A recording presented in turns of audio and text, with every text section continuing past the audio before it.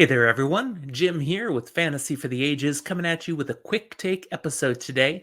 Just about 5 minutes on a particular topic, and if you enjoy it, let us know.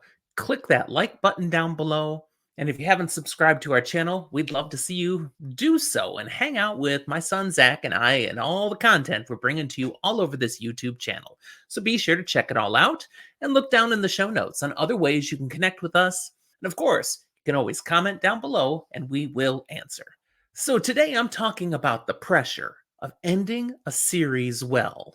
An author creates a story that strikes a chord with people. They start talking about it online. Forums and Discord servers are theorizing about every little bit of foreshadowing. What does this mean? What's going to happen to all the various characters? And how will this series end? Fans become, well, fanatics, and the pressure to deliver on the promises of earlier books in the trilogy, the longer series, whatever it is, that pressure just builds and builds and builds. I can totally understand why some authors struggle to complete their great fantasy or science fiction works. Patrick Rothfuss may never complete the King Killer Chronicle. George R. Martin supposedly is nearly done with book 6 of A Song of Ice and Fire, The Winds of Winter. But that still leaves at least one more book in that series. Robert Jordan got lost in the slog as he wrote The Wheel of Time, kind of struggling to figure out how to bring this all to a conclusion. And then he passed away before he could even get it done, leaving it to Brandon Sanderson to finish the series for Robert Jordan posthumously.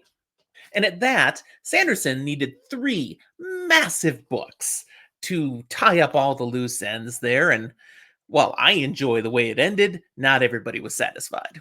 Speaking of not being satisfied, the pressure authors feel is magnified by some of the great busts that are out there already. Authors who completely failed to land the plane. Suzanne Collins with the Hunger Games trilogy is a classic example, comes instantly to mind for me. That first book was amazing, and the second one was still pretty good, but both books, and particularly the ending of the second book, wrote checks that the third one just couldn't cash. Other books and series that famously fell short on the ending include The Chronicles of Thomas Covenant by Stephen Donaldson. This has actually 3 chunks, and that first trilogy, that was great, but that's where Donaldson should have stopped. Those next books were okay, kind of middling, adding a little more. I bought them and I made it through, but I couldn't even tell you what they're about anymore. They just weren't that good. The story became bloated, less captivating. It really does nothing to make the reading end in a worthwhile way. Then there's the Guardians of the Flame series by Joel Rosenberg, written back in the 80s.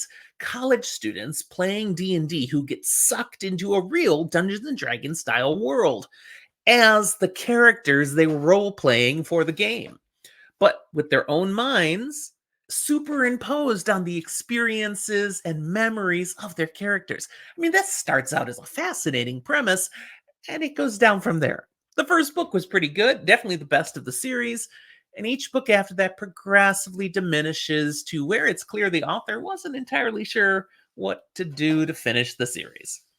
Then there's The Inheritance Cycle by Christopher Paolini. That first book, Aragon, wow, his first book at a young age, and it was a hit. But as he goes on, you see it's a little bit of beginner's luck. He had not perfected his craft. I've not read this series. My information all comes from my son, Zach, but he's assured me that last book never should have happened, and I should never waste my time. That's painful. And then, of course, there's The Sword of Truth by Terry Goodkind. Quite a lengthy series, and I've read it all, but I will never recommend this series to anyone now. Now, that's primarily due to what I learned about Terry Goodkind's attitude towards his fans and towards other authors. I mean, it sucked. But honestly, the first book is pretty great. And that goodness holds on for a few more books, but before too long, it feels like Goodkind just kept writing more books to get more checks from the publisher. That was it. The plot gets worse and worse. The themes get rather gross. I mean, depravity, man. There's not much to redeem these books by the end. Once an author blows that ending, it can be hard to win readers back. And I think a good author genuinely wants to satisfy the readers. The author has poured his or her life into this creative work and puts it out there hoping you will enjoy. If you think the finished product is crap, that's gotta hurt. Probably feels like rejection. Cannot be fun. That's pressure. How do I finish well?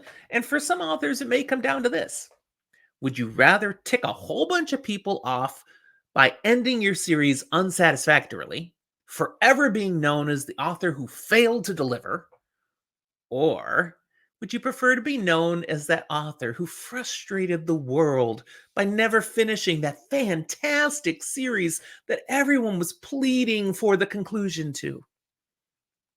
Well, I'd rather be Patrick Rothfuss than Suzanne Collins, as the way people think of these authors.